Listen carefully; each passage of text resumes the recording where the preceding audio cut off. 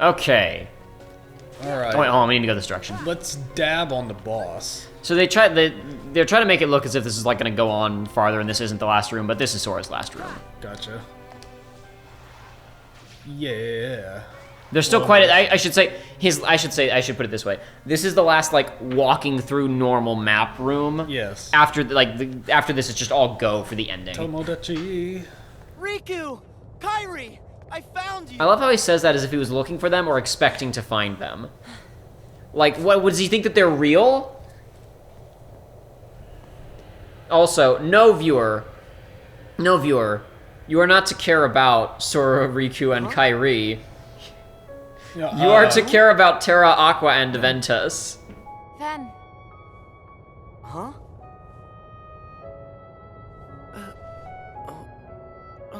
Huh?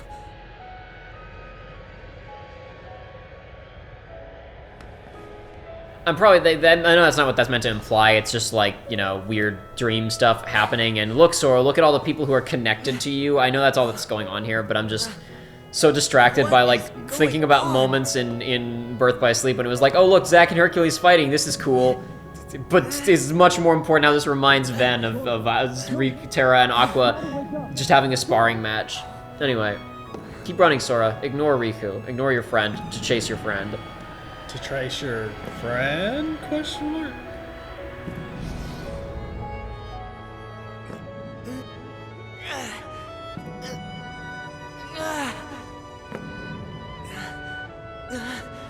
Wait!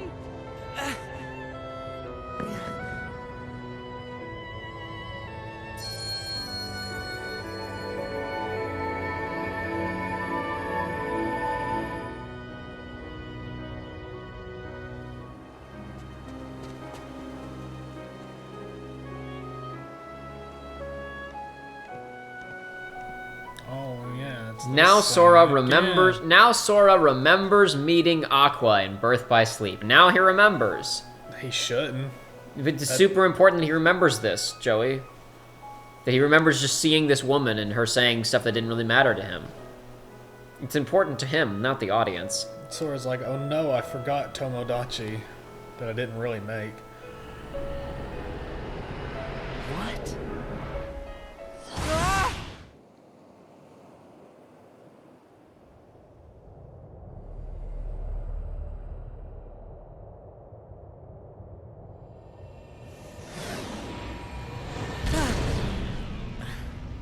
What was I saying yesterday about being so extra? He was on that bridge, and then he went to another location so that he could just crash back into the same location where he was standing seconds ago. Also, so this is the beginnings of exactly the things I was talking about with like the Inception comparisons of why you have the rules, right? Yes. So Braig just said, or Zigbart, whatever, just said, it wasn't easy putting you into a second sleep, but it looks like it's gonna pay off. So this is Dream Within Dream? Is what I he's guess implying? That has never been introduced or suggested before this. Is this bad? Is it bad that he got us into a second sleep? How did he do it? Was it all those times? Like, okay, let's see. In the last, like, 10 minutes, we got put to sleep by young Master Xehanort when he reached out to us like Riku. Then in the first layer of the flashback, we went to sleep again. Then when Kairi flew at us, we went to sleep. Then we went to sleep when we were on Traverse Town. And we just fell asleep again when we saw the... Well, I guess we didn't fall asleep during the Aqua... There wasn't even a fall asleep animation when we just went to the Aqua flashback. There was like a bright light, and then Billy Zane threw us. So how did that put us into a second sleep? That part didn't even have the sleep animation. Also, when Sora fell asleep earlier in the game when young Master Xehanort showed up on Traverse Town, was that not second sleep? That was just the normal drop thing? Is dropping different from second sleep because it has the same effect? Also, again, what is a second sleep and why is it relevant? All will be explained, as I'm sure. But you don't explain it after it's... You don't go, oh, you've already fallen into our trap that is incredibly convoluted and doesn't make any sense, and now we'll explain it to you afterwards. That's how it works in anime. There's no tension in this story if we don't know what's happening. Did you put that in my head? No. That wasn't stuff. We should be able to go, oh no, they put him in a second sleep, this is bad. You know what I mean? Sure. That should be the reaction. Oh no, they got Sora. But we don't even know what he's talking about. Dream. Anyway. The falling asleep part was definitely our bad.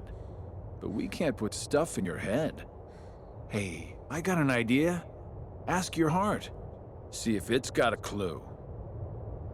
Well, my heart was aching. That's why I kept going. Oh, thank you, Sora's heart, for pushing him right into our clutches. Aren't hearts great? Steer us wrong every time. But you were wanting a heart. No, right?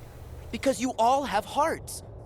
Axel, and Roxas, and Naminé, and that other girl. I felt what Roxas felt. And they laughed together, got mad, and they grieved. You have to have a heart to cry. It's about time you noticed. Indeed. A heart is never lost for good. There may have been variances in our dispositions, but a number of us unquestionably showed signs of a burgeoning replacement. Once born, the heart can also be nurtured. I can't really, there's no camera, so people can't see Joey just kind of gesturing his arms like, what? Huh? What? But Whatever. Just like maximum defeat. I'm not going to pause during this scene unless you want me to. Gotcha. I'm going to stay my tongue on this one. Okay. If you want to stop, let me know. If you got something you want to say, let me know. To control the mind and convince it to renounce its sense of self. But understand, one can banish the heart from the body, but the body will try to replace it the first chance it gets, for as many times as it takes. And so I knew, even after we were divided into heartless and nobodies, it was just a temporary separation. wait, he Why knew? then? When did he know? What do you mean? When did he know that? Because wasn't the whole point was to get hearts. So did he know after we beat him? Did he Listen know to before me. that? Xemnas always knew. Right here. Why did you lie to them and tell them they had no hearts? Xemnas and Xehanort formed the organization for a specific reason. Round up a bunch of empty husks, hook them up to Kingdom Hearts, then fill them all with the exact same heart and mind. Translation? Oh? They were gonna turn all the members into Xehanort. Make more Xehanorts? You tricked your friends to... But you, aren't you scared of just turning into someone else? Me? I'm already half Xehanort. That's nuts. What do you mean? Weakness of will. Or weakness of trust. Most of the original members we had chosen for the organization were inadequate. Thus, naturally, they never had a chance to attain their goal. Yet, even this was to be expected. We have learned of the heart's folly, and we have achieved our other goals. This last excursion has proven to be a worthy closing assignment for the organization. Just stop it! You treat people's hearts like bottles on a shelf, but they're not. Hearts are made of the people we meet, and how we feel about them. They're what ties us together even when we're apart.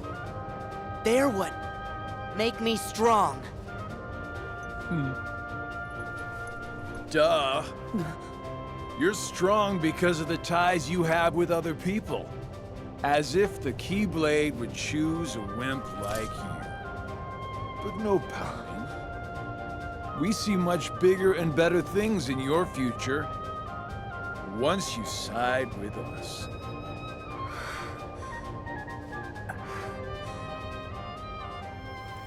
What is he doubting I know right the there? Keyblade didn't choose me. He's doubting, I don't care. Joey, that the Keyblade didn't choose him.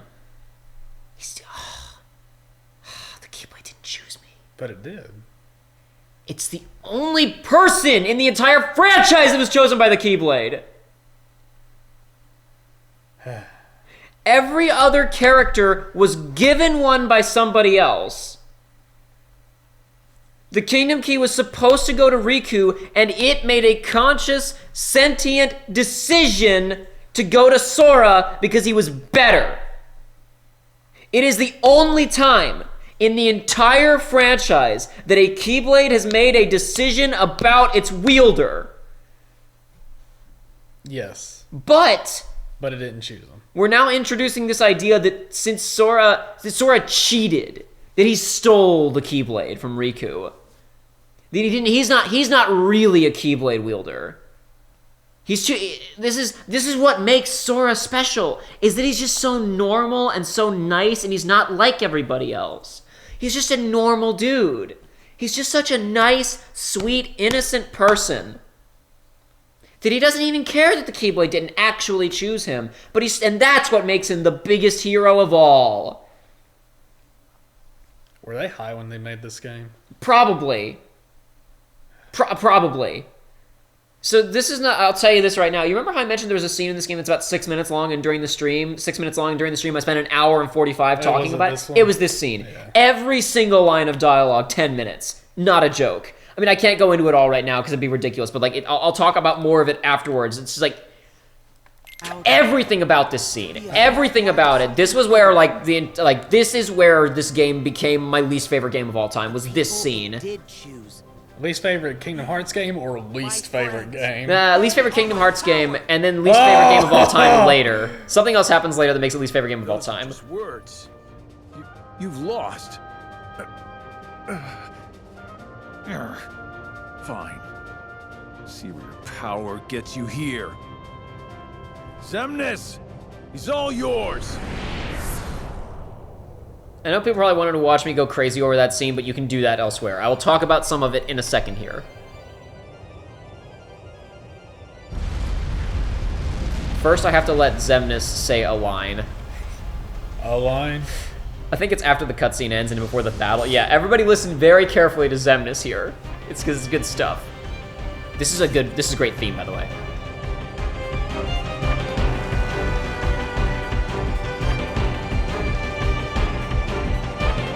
As your flesh bears the sigil, so your name shall be known as that of a recusant. Of a what? A recusant. As your flesh bears the sigil, so your name shall be known as that of a recusant. What is he? You'll have to wait and find out later, Joey. What are the? That's not English. Those aren't words he spoke. Anyway, so let's start out with the big one from that previous scene. Hey, nobody's had the ability to grow back hearts all along. Completely nullifying like everything about them. So this is a thing that's really weird to me because like some fans for years had been like, well, clearly like Roxas and Axel must have hearts because how else could they do these things? And it's like, not only did we have an explanation that I've talked about, boy memories are super powerful, we then had the further elaboration of, well, no, clearly Roxas is just Ven. Yeah. So it's fine. And then this game had the journal entry that confirmed my Chain of Memories interpretation of, oh, well, it's just that they draw from the reservoir of memories to experience things from their previous life. So the game contradicts itself. We're running with the whole ending of Kingdom Hearts 2. I need more hearts, I need more rage. There's more than just that, don't you remember? Unfortunately, I don't. So that's all he has inside of him. All right, I forgot. I have to wait. I have to wait for him. So the game doesn't expect you to get here, I guess. I don't think you can even hurt him with these. Yeah, it doesn't matter. Yeah, he's invincible. I just have to wait. I have to wait. Any day now. There we go. Now we move on. Yeah. Oh? Yeah, don't worry. I just got to do this number again. You missed! You missed 4 times, buddy. There we go. No, man, we're doing it again. Big hits, big damage. Cut up that skyscraper. This is just as visceral and effective as the QuickTime events to do the same thing in Kingdom Hearts 2, where you just hit one button and Sora just did it, and it was really cool looking. It's just as effective. Just as insane. I can't believe how cool the ending of this game is. So to be fair, one of the things people like about this game is that we are now triggering the ending, which is just basically this crazy, massive boss rush with a bunch of, like, redone versions of, it's like a greatest hits album of the series. Again, going back to the celebration theme of, like, we're just gonna fight a bunch of series favorite bosses with awesome new versions of their boss music. Okay. When I say a bunch, we're gonna fight 2 recurring bosses and some. That's not true. We're gonna fight 3 reoccurring characters, but we'll get to that later. Okay. And we got the Recusant's Sigil glossary hold on. entry. Pulling out the notes. Don't even bother. I'll read it right after this cutscene. Oh no, Xemnas, we beat him! We beat him again! Oh, he's so threatening! Sora and Riku worked together to beat him last time, and this time Sora beat him on his own, and it doesn't matter. Why do I care about these villains being back? He had the power of his friends. This Oh, but time. no! Oh, but we lost anyway because Xehanort is a brilliant tactician! Look at all these stink lines. What was that? Why was there that close-up on his crotch? I don't understand. Don't worry about it. Shoot his arm or something. Again. You just make it too easy. Oh, you fool, hero! Oh, you're so foolish, you I fool! poisoned you with darkness from the very beginning. I just had to wait it out. And you've worn yourself down to nothing. See, now we're introducing the idea, oh, you're so deep in sleep that it's bad. Sora's already lost! You never told me this was bad! No warning at the beginning from... Hey, Yensid, hey, listen, guys. Sora, and Riku, do not go too deep into the dreams or chase after figments because it could lead you to an abyss from which there is no escape. Sora's in the abyss. Haha, we got you. You're in the abyss, baby. Anyway, it was not the sleeping keyholes that guided you. They are not the reason that you are here. Been on a path, one we laid out for you. Yeah, you told me this already. You mean where I walked along the sleeping worlds? Where I went from keyhole to keyhole? But you didn't. In the only It's all This is part the of thing. it. It's like, oh, you followed along the path that we laid out for you. You mean the hallway? The only way that there was to go forward? Brilliant tactician. That sigil on your chest is the proof. The what? I'm so excited. The what? The sigil on his chest. See, that sigil, the X, it tells us where you are at all times. What? You had wondered aloud before why we kept showing up where you were. On his shirt? Because Yes. we need you. Yes. That wasn't Yen Sid's magic that Or, changed his clothes. They put him to in be that more so they could track him with the X. We need what will be left of you. With the Recusant's sigil. Is that what that is? The Recusant Yes, symbol? he's gonna be the 13th Dark Vessel, dude. They're gonna make Sora into a villain. Why was it assured you would come here today? Because I followed my destined path, and I'm here looking at you right now. That's why, because it Through happened. time, but time itself is immovable. Time itself is immovable, like you said. Today, all of my selves throughout time were meant to gather here and to welcome you, Sora, as our 13th. He said they were meant to, as if past tense, like it already happened. Changed. Whatever. What I guess he means we were always meant to. happened? I have now told you all that I know. We are all here, and what the future holds in store is beyond my sight. For completely arbitrary reasons, because they could just go forward to when what happens next, as long as there's a Xehanort there. Others. While I know this future now that I have lived it, returning to my own time will erase the memories and experiences I have gained here. So this is them trying to cover their ass, right? Of like how this time travel thing cannot be the most broken, busted thing ever. He won't remember it when he goes back to his turn. Right. Time. We're already introducing some really confusing elements, though, right? So Ansem, Voldemort, excuse me. Voldemort had to give up his body to time travel, right? Yes. Then how is young Xehanort here in his body? How are the other characters here? Here's the thing: Ansem, Seeker of Darkness, Billy Zane, and Xemnas, they are here because of time travel. Because remember, they're dead, thus creating Old Man Leonard Nimoy Xehanort. They're here because of time travel. How did they get here? I guess the implication is that once Ansem, Seeker, Voldenort, time traveled in the first place, they piggybacked off of him to come here, but that they will return to their own time periods and forget about the event. We'll talk about this more later. Okay.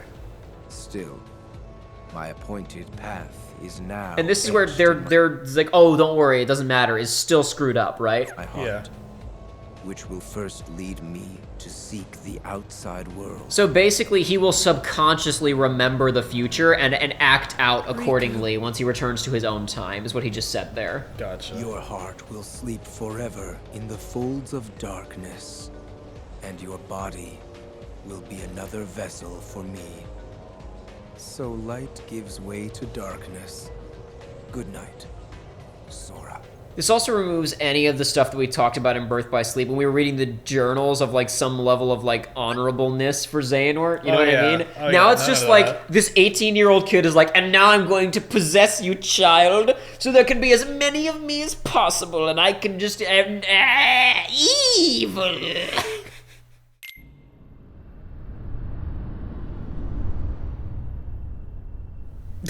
He's got the little baby chair. He's bottom rank, dude. Wait, so did they actually... We were talking about the structure of the chairs before. Did they just take that one and shrink it all the way Yeah, down? I guess so, because Sora sucks. Again, it's meant to imply their hierarchy and their value within the organization. This is actually kind of a cool moment, so check this out.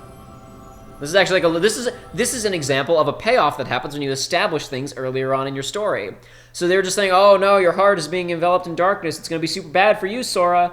And he's like sinking. This is metaphorical because we just saw his body in the chair. So he's, oh no, look, he's sinking deeper and deeper. Oh no, what's going to happen to him? What's this weird glowing floating heart doing here?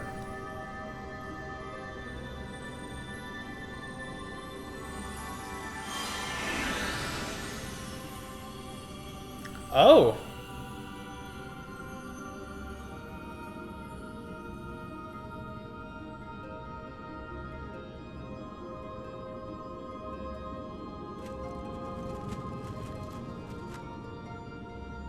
Aventus's heart, and or Roxas's heart, if my interpretation is accurate, still resides within Sora. Yep. And so he's paying him back. He's doing him a solid. He's helping him out, protecting him from the darkness. Hearts tied to Sora. I believe, Joey, that you're good, because those are the last two, Recusant, Sigil, and Hearts tied to Sora, and after that we're done. Okay. Well, I'll write it down anyway. So if we go into, earlier on you may remember there was a report that we started reading that I stopped reading. If we go to Glossary, the Keyblade, where is it? Down here, the Keyblade. It is also believed that the Recusant's sigil derives from Key, Kai, Cross. Recusant sigil. Xemnas, the leader of Organization 13, gave new names to all who entered its ranks. Each name was an anagram created from the member's original name plus the letter X. This X is known as the Recusant sigil and has manifested itself in both obvious and insidious ways throughout Sora's adventures. So it's even dumber. Dude, you remember... Here's the thing. Dumber. This is super vague and they've never commented upon it, which has just led fans to go crazy with this. Oh my god, the scar on Syax's face. It's an X. Did Xemnas give him that scar so he could keep track of him? Oh my god, the names that they put in all of the organization, that was so that Xemnas could track all of them. Oh my... Dude! Birth by Sleep... Ericus and Ericus and Terra and Aqua and Ven, they all have straps shaped like an X, but Xehanort doesn't have that, so maybe it's not a Keyblade. Oh, he was using that to keep track of them. Oh my god! What if you what about like the belts that people wear that are like in an X shape? Is it any X or is it? What if I cross my arms like the X knots in the Thousand Year Door? Does Xehanort know where I am when I do that? What if I do tic-tac-toe and I draw an X? Does Xehanort know about that? Yes. I really don't know what to say. This is just baffling. It's so dumb. It's a twist! Is it a twist? Yes! Okay. He changed clothes mysteriously at the beginning of the game. What? Oh, it was so that they could track him! Oh! So did they also turn him into a little tiny kid boy? No. That was time travel, I guess. Okay. What about Riku? Does he have an ex? No. So why was his clothes changed? Shut the up. Gotcha.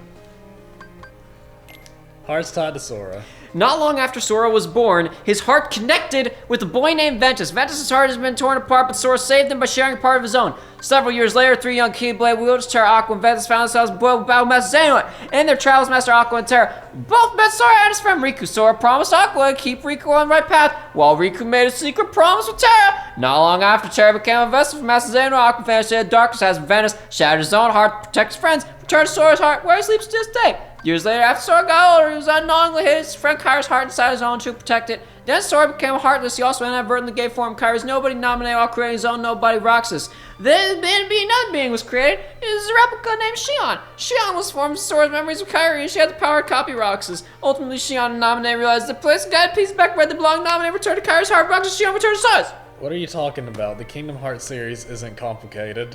Many hearts touched Sora's, and a good connection remained, but the stories ended in sadness. A sadness in which they still sleep. This man. So Hey, sad. Jacob, Yeah, Josh. The audio is just a little blown out right now. It'll be fine. Okay. Good to hear. Thanks for the report, though. Man, what are you talking about? This series isn't complex, and it's super easy to get into.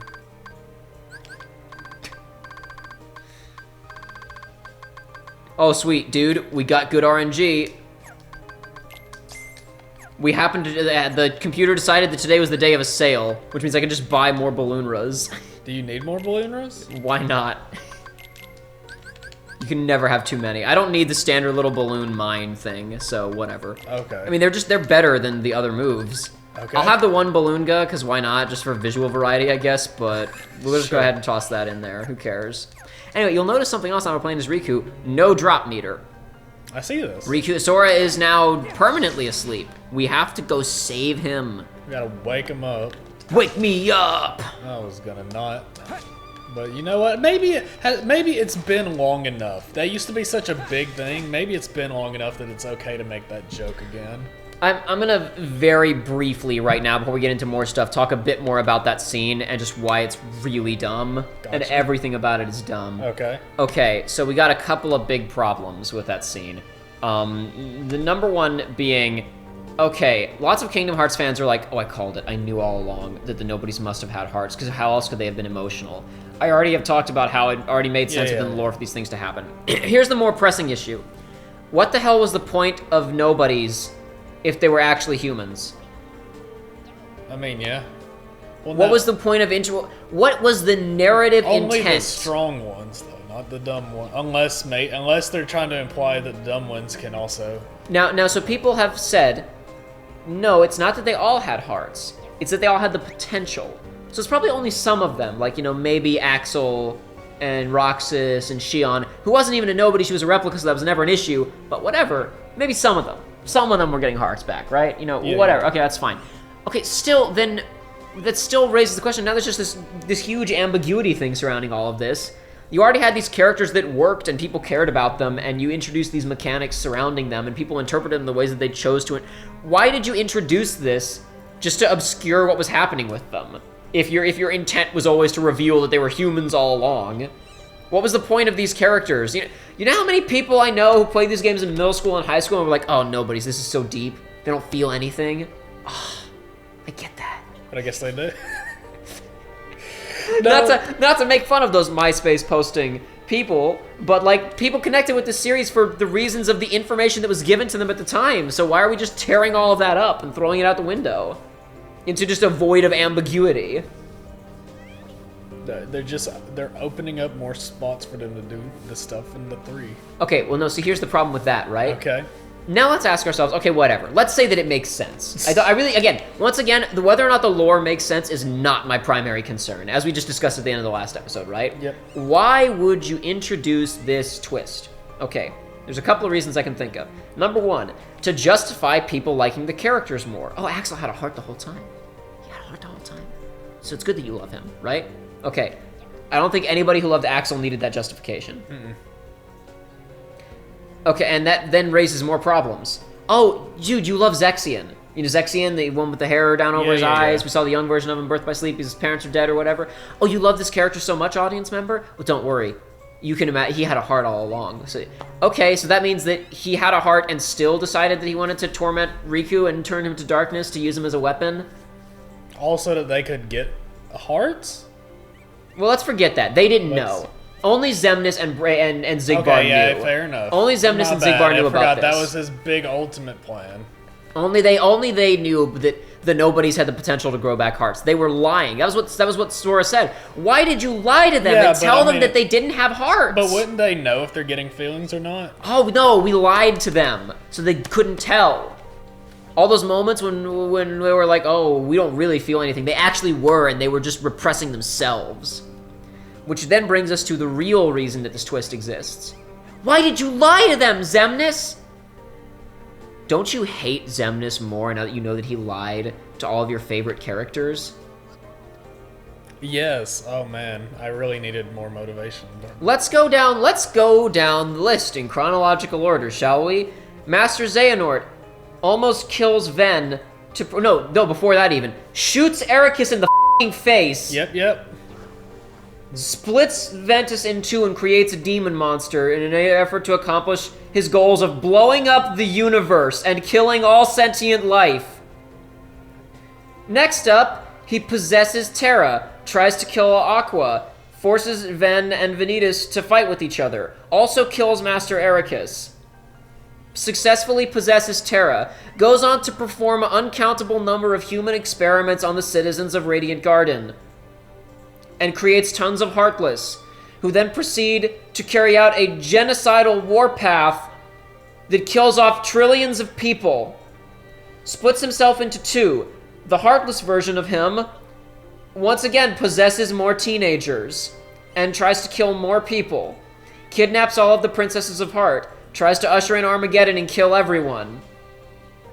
Xemnas commands an organization around that tries to turn people into Heartless unsuccessfully, as we've discussed. The Organization 13 wasn't nearly evil enough, but whatever.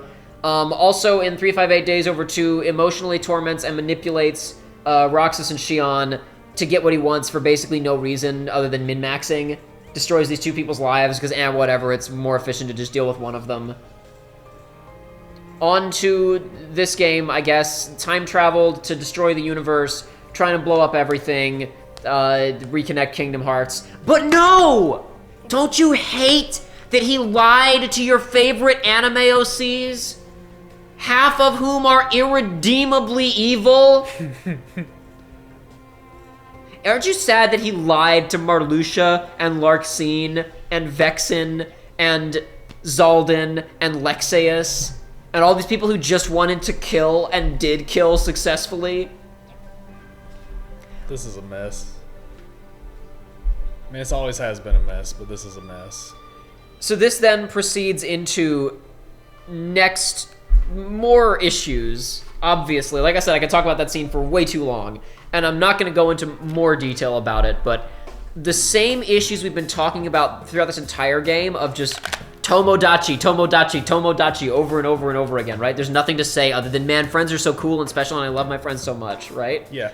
So did you notice what was happening in that scene with Xigbar/Braig, where he was like, Sora... So first of all, I showed this scene to a friend of mine back in high school who hadn't played Dream Drop Distance but had played the other games, and their comment was, that entire scene feels like two different characters on the phone with other people. Like, the way that they're talking to each other doesn't make sense. Yeah. Like, we've talked previously in Birth by Sleep a little bit about how some of these scenes have no tension because, like, in any given scene in a movie or a book or a game or whatever, characters should want different things to create conflict. Even if it's as simple as, I want to drink the milk. No, I want to drink the last glass of milk. Mm-hmm. I need it for cookies. I want to go out tonight, now I want to stay here and watch TV. Even if it's, like, they don't even argue over it, it's just a minor disagreement or whatever. If there's no conflict in the scene, we don't need to see it for the most part. I mean, there can be scenes that just give the audience information that they need. But that's a scene where Sora is talking to Hitler 1 and Hitler 2. And his response to them is, tell me more exposition about the nobodies. Tell me more about what's happening. Why isn't he trying to kill them? Why is he having this totally amicable conversation where he's just listening to the exposition that they're giving to him? It makes the entire scene feel completely lifeless and tensionless. But beyond that, Xemnas goes, yes, we are evil because we did all of these things. We've accomplished all of our goals. And Sora's response is, shut up! You treat hearts like bottles on a shelf, but they're not. Hearts are made of the people that we meet and the things that we care about. And Xemnas is like, what? I didn't say anything about that. What are you talking about? So Sora makes this big speech about how hearts are powerful and friends are important. And Xigbar's Braig's response is, duh! Your connection with other people is the reason that you're strong. Yeah. The villain is agreeing. Exactly. Now his argument is, and that's a crutch that you're using. Because you would be weak if you didn't have all your friends, right? But the line should be, nah, friendship is just borrowed power. It's nothing compared to the real power of isolationism and darkness, and that's why we have 13 Xehanorts, because we believe that it'll be stronger, because he just said he's gonna make Sora the 13th vessel or whatever. Yep. That's the reason we're doing this whole we're gonna make everybody into Xehanort thing, is because we know that really what's most important is just being by yourself and cutting off all human contact. That's even more powerful than friendship, right? Or you should say, nah, friendship sucks, it's weak, right? Yeah. Now that's the really obvious, blatant villain thing, and if you want to be not quite as blatant, you could go, yeah, sure, friendship is strong, but it sucks compared to what we're doing, right? Mm-hmm. He doesn't say that. He just says, yeah, friendship is cool, that's why you, a weakling, are as strong as you are and can stand up to us. So if friendship is just straight up power steroids, why doesn't Xehanort want friends? On top of his existing power. No, his existing darkness power is stronger because, well, it's because he's got to be. Listen, it's a power scale. It's like you can get the big friendship powers or you can get the big loneliness powers, but you can't have both unless you're Riku. I don't know. Riku was lonely and that was bad for him, and then became friends. But that's like, I guess that's the same thing. Is then make that point, right? There's no, it's just all completely devoid of any meaning and completely jumbled and scattered, and it has nothing to say about itself or anything that's going on. I can't wait till we become best friends with Xehanort, and that fixes the whole problem, and everything. Boy. He uses his time travel powers for good because time is now tangible. Now that we're close enough to, you've seen enough of this, I can start talking about Kingdom Hearts 3 theories. Everybody who's like, man, I wonder if this is gonna end. Even fans are like, I hope this doesn't end with us just befriending Xehanort. That'd be so stupid. Even people who love this series unconditionally are like, please don't. No, we can't just be friends with Xehanort. That's ridiculous. He killed trillions of people. Anyway, maybe Sora will realize, oh, some people are irredeemable, and then you fight. That would be a good ending. Sora doesn't even need to realize that. He's successfully killed people who are irredeemable. No, but I'm saying it'll stop him from being an annoying prick like he is right now. But that's the thing, right? Where it's like, why does Sora suddenly care about all the nobodies that he killed? Right? Yeah. He's like, why did you lie to all of those people that I killed because they were evil? And it's like there's no remorse at all. He feels nothing about it. He read the script. Yeah. He knows that you as an audience member, he knows that you played 358 Days Over too, and that you love those characters. And so he loves them too because you love them. Maybe, okay, the memory sequence, maybe if he had that with Ben, or not with Ben, Roxas? With Roxas. Sure. It's possible. But he didn't react at all to it. He went, what's all this pain? Yeah, but he wasn't like, oh man. He didn't suddenly feel bad. He wasn't like, oh, I'm so sorry that I killed all those people. Yeah. Also because even Roxas thought they were evil and assholes. Yeah, exactly. So anyway, this loops back around again to I think I forgot about this one thing. The one big reason that I think that the other big reason we introduced nobody's had hearts all along, right, is, well, this will make us, the audience, more sympathetic for when the fan favorite nobodies come back and are good guys in the next game, right? We've already seen Zexion is just hanging out and being nice, or Ienzo is hanging out and being nice with Axel, right? Even though Axel killed him. Yeah. Telling me that he was growing back a heart makes me actively like him less. In the previous games, it's like, okay, Axel killed Vexen and tried to kill Marlou, like just killed Vexen and had no remorse about it, right? Just did it. He was scheming all this stuff with Syax, right? And he kidnapped Kyrie to try and get what he wanted, right? But because I was like, oh, well, he was like a 14-year-old kid when he turned into a nobody. So he doesn't have like a point of reference on what it feels like to kill somebody, what it feels like to kidnap somebody, what it feels like to do all these evil things, right? So it's like the same thing that made Xemnas interesting, that all he has inside of him, the only way he can feel anything is by being super evil and angry and full of hate. Mm-hmm. Axel doesn't feel anything when he goes out and assassinates all of those people. The closest thing he had to feeling anything real was being with Roxas and Shion. Yeah. So him doing whatever was necessary to pursue being with Roxas again is like kind of understandable and sympathetic, because that relationship was the only thing that tethered him to reality and made him feel something. Even when he's dying in Kingdom Hearts 2, right? Like if you go watch his death scene, he's like, yeah, well, that's what happens when you kill yourself. And Sora's like, you can apologize to Kairi with me. And he's like, I think I'll pass. My heart just wouldn't be in it, you know? Haven't got one.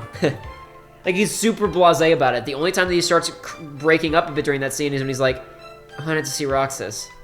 He was the only one that I ever liked. Mm-hmm. He made me feel like I had a heart. It's funny. You make me feel the same. Kairi's in the castle dungeon. Now go. And then he dies. Yeah. Right? It's all there. Now... Oh, listen, viewer. You love Axel so much, so don't worry. We gave him a heart. Oh, so he had a heart when he killed Vexen? And didn't feel anything? No, he didn't have one yet. It was... He developed it later. It was blossom. It's so vague that we can... Okay, then... Okay, sure, whatever. He developed a heart the moment that he sacrificed He didn't have one when he killed Vexen, but he got one later during 358 Days Over 2 by hanging out with Roxas and Shion. Okay. Here's another question. The nobody reformation process. When you kill a Heartless, and the heart is out there floating in space, I don't know why it didn't go to Kingdom Hearts like it's supposed to, but whatever. When you kill the nobody after that, the heart and the body reform and they go back to where the separation happened, right? Okay. But what if you have a half a heart?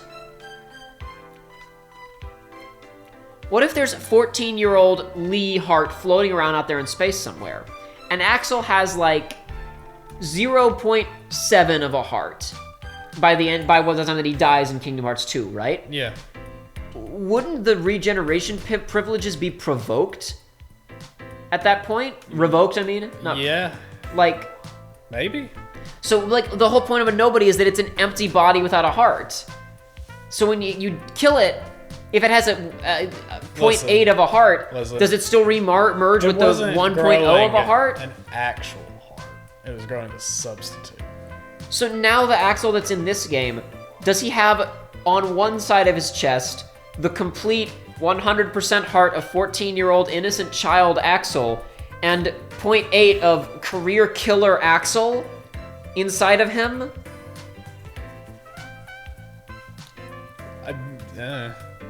Why introduce this? You like these characters, right? You like... Here's a... you God, like it screws everything up. It's so stupid. Listen, you're telling me that Kingdom Hearts doesn't want me to think about it hard? No. With all of this? No, don't worry about it. People who are like, just roll with it. Roll with it. And then the same people who say, just roll with it, go on the forums and discuss theories and details of the lore for hours on end. Which one is it? Are we supposed to not think about it or think about it intensively? I say, something doesn't make sense. Oh, you just haven't thought about it enough. And then I explain it and they go, you're thinking about it too much. I wouldn't care about any of this stuff. I'm not a face cam guy, but I really wish everybody could be seeing. Like you're probably hearing like wind, and that's his hands and the remote flying around. I'm doing like Boku no Hero Aka Ida hand gestures. I'm moving my arms like a big Lego figure, swinging them around. Just stop. Like I would not care that the lore doesn't make sense if there was something else for me to care about. If these characters could feel an emotion other than happiness that I have my friends, or sadness that villains are doing a bad thing, but it's okay because my friends are out there somewhere. But as it is, there's nothing left to care about because these stories are... Dream Drop Distance exists solely to provide exposition about how Xehanort is gonna be in 3. But we'll talk about that even more as we move on. Oh boy. I could talk for another 2 hours about that stupid cutscene, but I'm not sure you gonna. could. I'm gonna stop myself. If you want to hear me literally break that scene down, line by line by line, I do it because the characters are constantly lying and contradicting themselves and not making any sense. I need to watch. I really want to watch that now. Well, not now, but it's like At some point. I'm curious. I want to see what like your madness looks like. Like if it's not this, I want to see what the pure madness is. I don't know. I don't think I sound too insane during that discussion. Just go into more detail. Josh, how are we doing on time? You're at 45 minutes. All right, let's go ahead and cut that recording and start a new one then. Alright. I'm gonna go with some food.